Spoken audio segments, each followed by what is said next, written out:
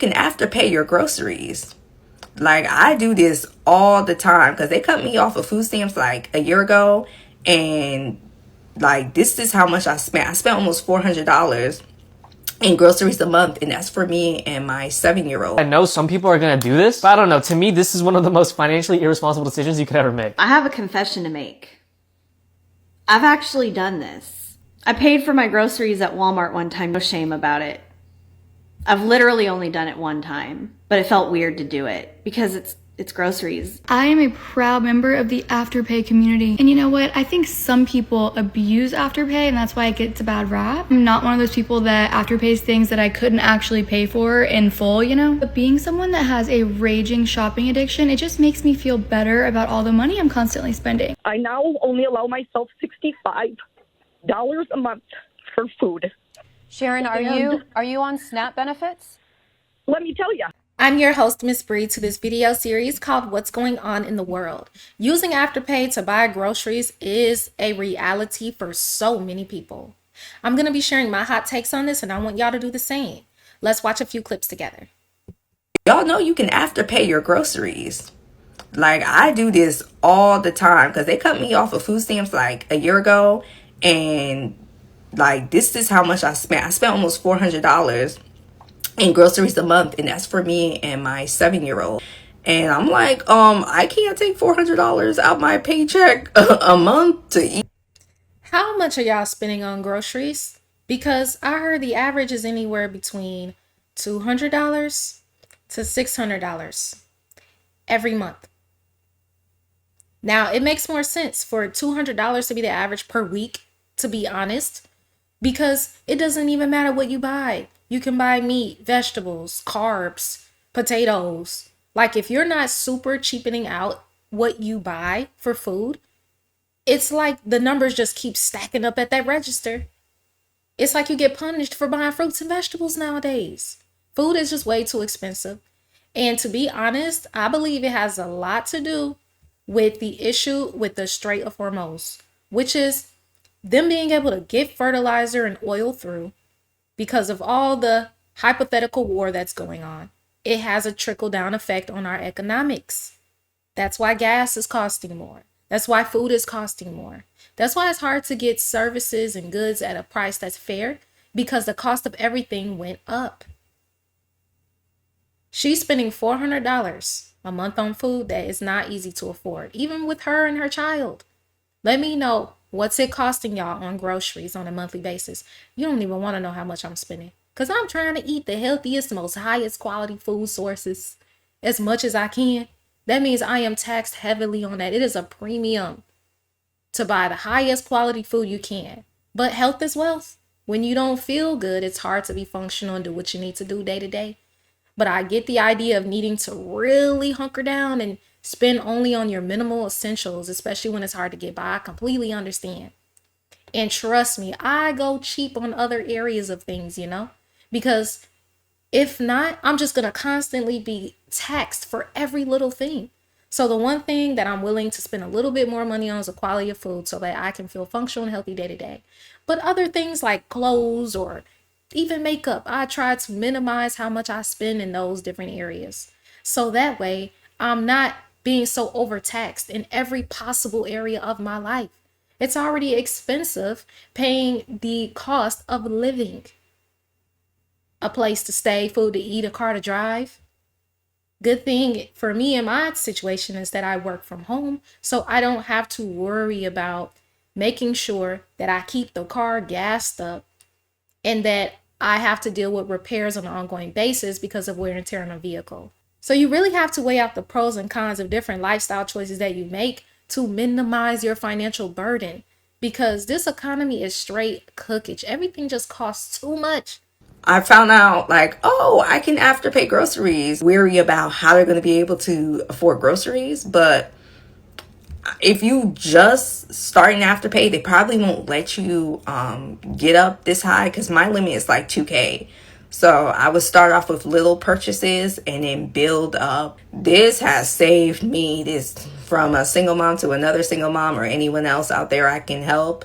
please, if you are down bad and you don't know how you're going to get groceries for the month, use Afterpay.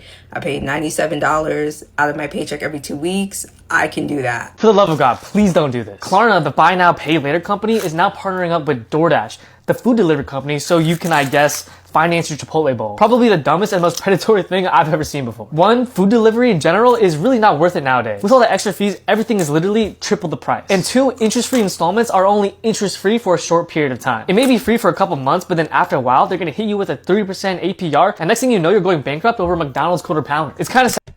And that's how they get you, y'all.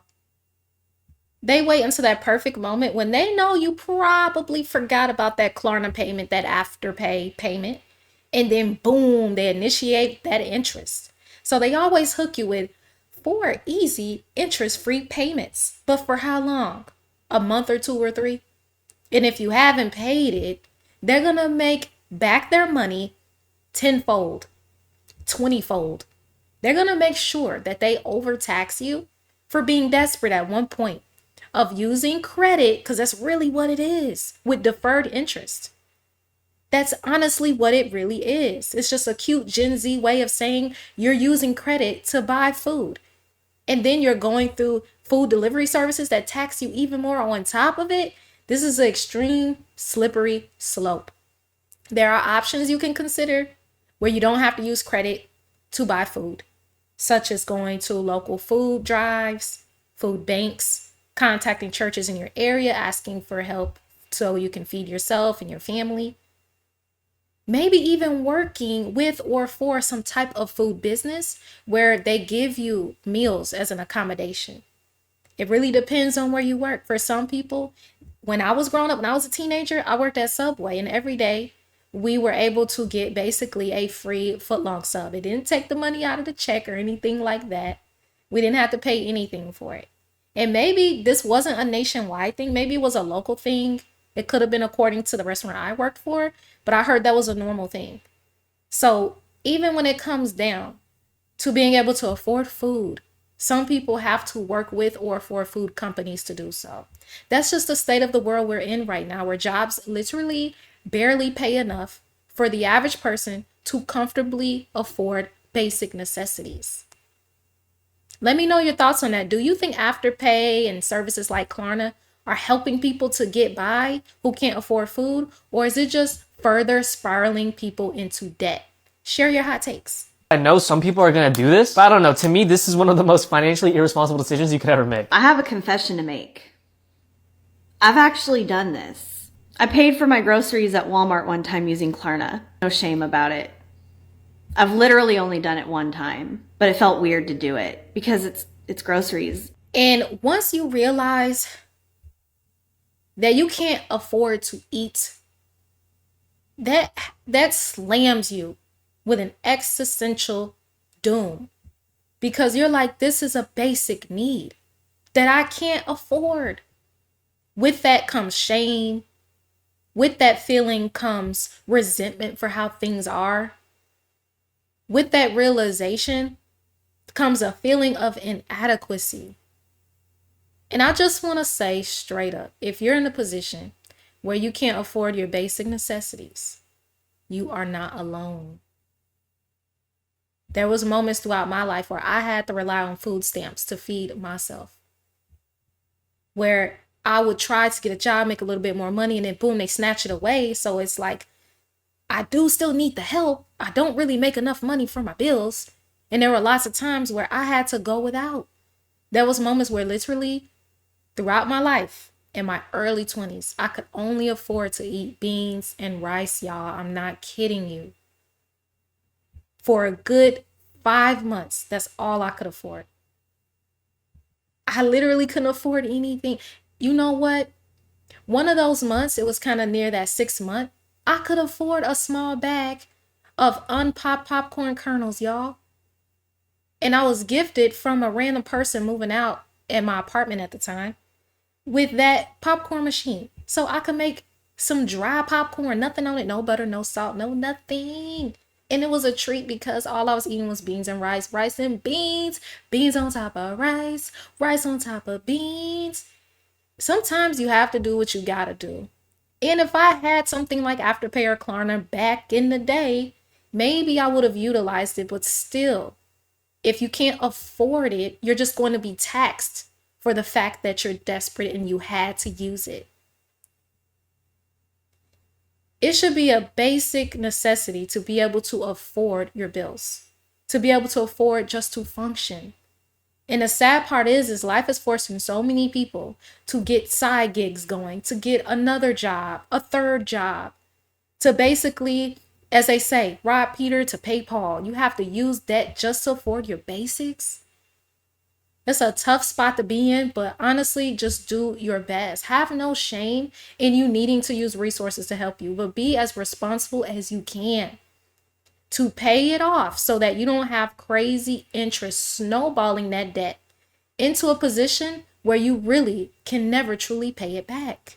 I'm just gonna say it because I think we need to stop the hate and the stigma. I am a proud member of the Afterpay community. And you know what? I think some people abuse Afterpay and that's why it gets a bad rap. I'm not one of those people that Afterpays things that I couldn't actually pay for in full, you know? But being someone that has a raging shopping addiction, it just makes me feel better about all the money I'm constantly spending. I think who it's really there for is those of us who are mentally ill and addicted to shopping because it helps us feel better about our poor financial decisions. You know what? At least she's being honest with the fact that she has a shopping addiction. But ma'am, people are out here using Afterpay for groceries.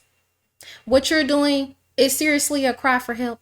Because like you said, you can't afford to pay it, but you'd rather use Afterpay. What sense does that make? Unless you are building your credit and you're utilizing Afterpay to do so, I can understand that. But playing around with debt doesn't make sense to me. Either you use it because you have to, or you don't use it because you don't need it. Make it make sense.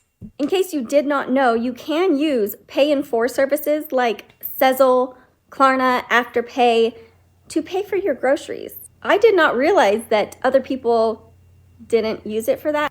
Every time I place a grocery pickup order, I use Sezzle to pay for it.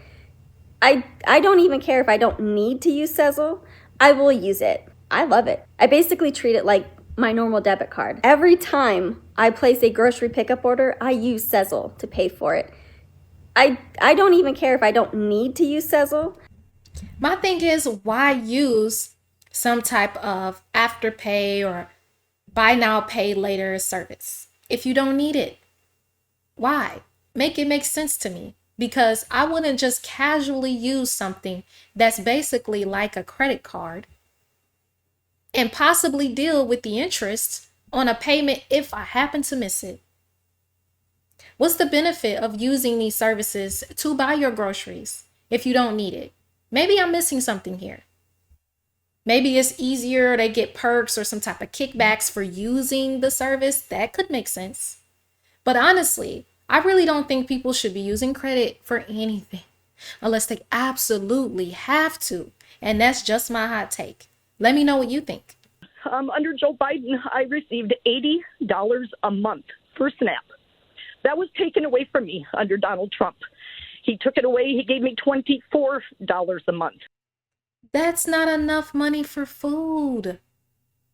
She lost 28 pounds because she literally is on disability, which most likely means she doesn't have the ability to work. So she's relying on these social services to help her.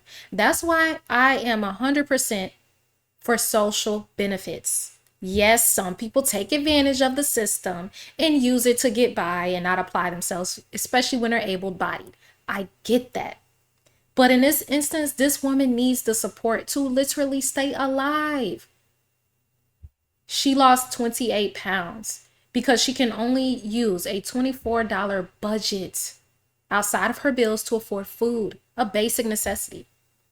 If this woman used a buy now, pay later service like Klarna, Sezzle, Afterpay, the debt would just go astronomical. She would theoretically never be able to pay it off. With what money? She's already on disability. She already has reduced SNAP. She doesn't have the means to even feed herself, y'all. We need social services to just keep people in a position where they can at least have their basics. If we take that away, society is going to look a whole lot different. because the animalistic nature comes out of you. When you can't even afford to stay alive, the body is going to try to protect itself. Before it starves to death, it's going to look for somebody's meal to snatch. It's going to look for resources it can take advantage of. It's a survival need. Am I making any sense about this? Let me know your thoughts. If you want to see more videos, check them out here. I don't want y'all to miss my next one. Be sure to subscribe and turn on notifications.